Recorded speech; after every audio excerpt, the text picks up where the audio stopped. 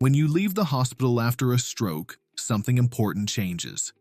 In the hospital, medications are monitored continuously. Nurses check responses. Physicians adjust doses. Side effects are noticed quickly. At home, those same medications sit on a kitchen table, and suddenly, the responsibility feels much heavier. Many survivors and caregivers feel it immediately, even if they don't say it out loud.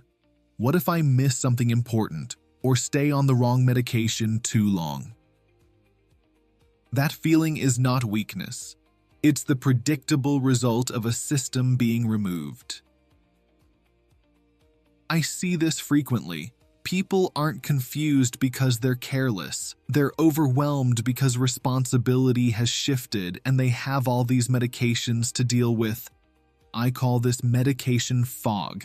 It's the mental overload that happens when you're expected to manage safety, side effects, and recovery, while your brain is healing and your life is reorganizing.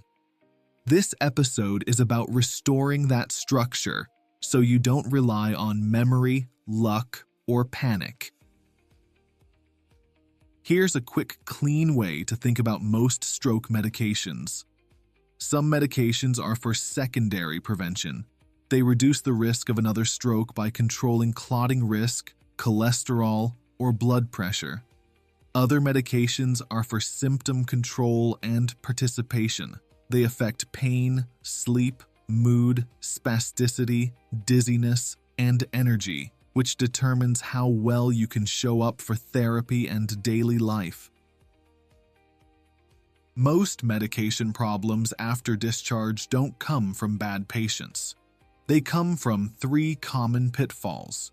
First, assuming someone is automatically reconciling your full medication list, when in reality, after discharge, no single clinician sees everything unless you bring it together.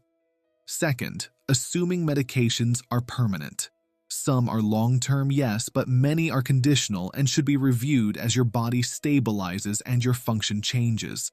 The question to ask at follow-up is whether these medications should be reviewed for necessity, dose, or duration. Third, assuming every new symptom is due to the stroke when fatigue, dizziness, brain fog, and low blood pressure can be medication-related and can silently sabotage therapy tolerance.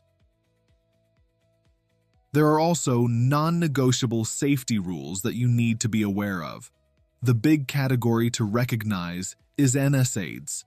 If you are on a long-term blood thinner, such as warfarin, apixaban, rivaroxaban, dabigatran, do not take NSAIDs unless your physician has explicitly approved it. NSAIDs include medications like ibuprofen and naproxen. If a medication label says NSAID or non-steroidal anti-inflammatory, that's your clue. Combining NSAIDs with blood thinners significantly increases bleeding risk, especially in the stomach, which is why this combination should always be cleared by a physician or pharmacist first. This is not about memorizing drug names. It's about knowing how to recognize categories and ask the right questions. A common question about medications is, what if I missed a dose? Here's the rule.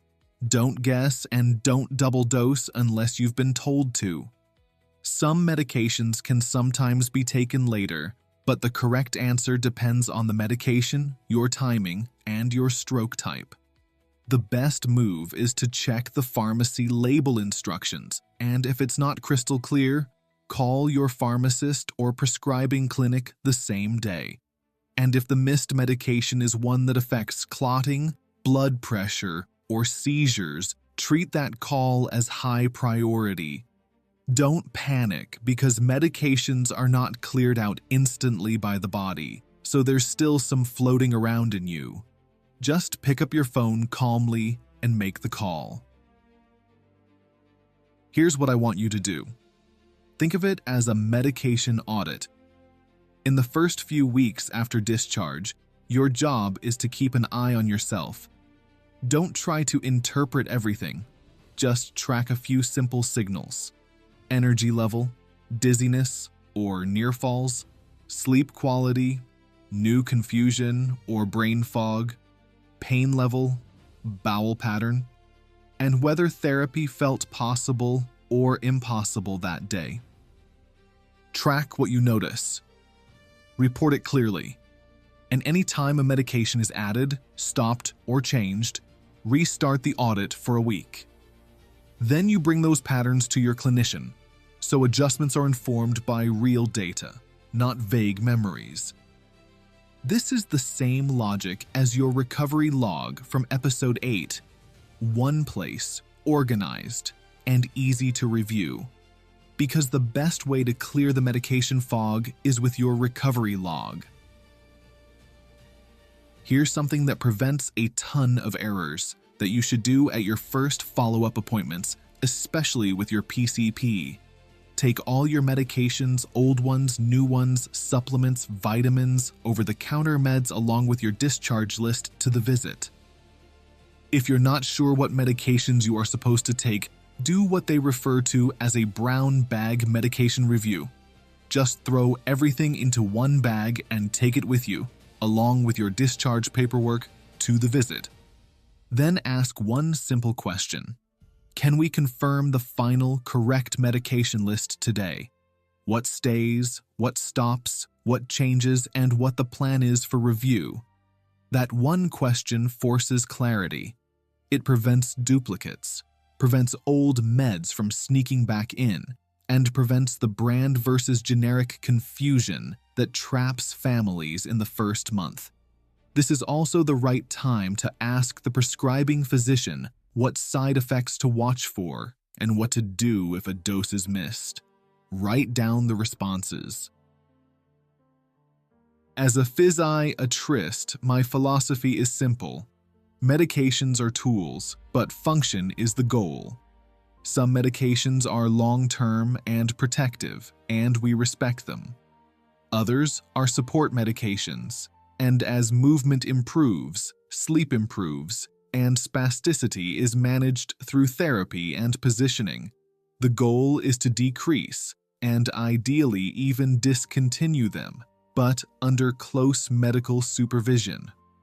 In my world, needing less medication over time is a great sign of progress, especially for spasticity and pain. So, a strong recovery plan includes at least an annual medication review, and during active recovery, it often needs review more frequently. If you're watching this, you're not just consuming content, you're learning how to make better decisions. This channel exists to restore clarity during recovery, episode by episode, decision by decision, in the first critical months after stroke. I'm Dr. Moving Better. If this helps you see through the fog, subscribe. Leave a comment about the one medication question you've been afraid to ask. This is a physician-led series designed to guide your recovery, not overwhelm it. In the next episode, we'll build on this and address another common decision people get stuck on after stroke. Move smart. Move with intent.